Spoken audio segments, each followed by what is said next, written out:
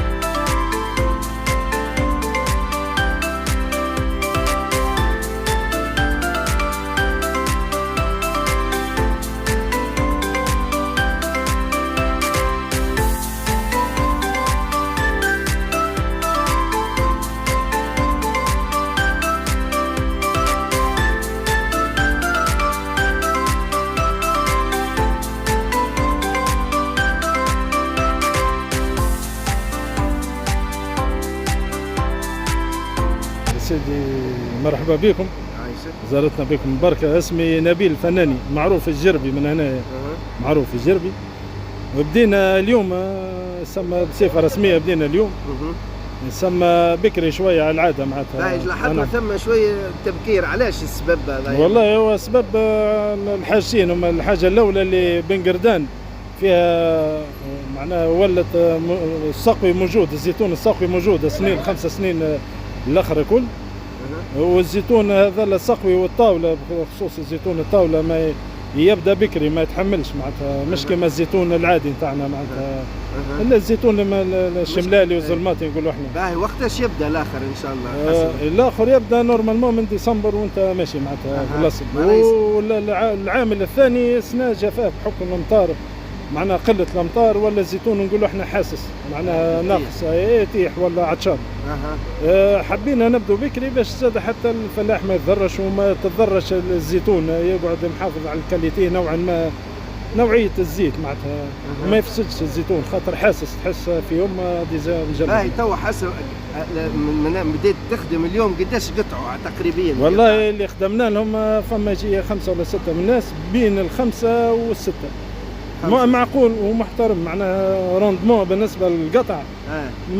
نظرا للظرف اللي حكيت لك عليه، الزيتون عطشان والوقت اللي مازال بكري، واحد يتسمى به خرق الويبه تقطع، الويبه الزيتون تقطع من 5 ل 6، 5 ونص 6. واغلب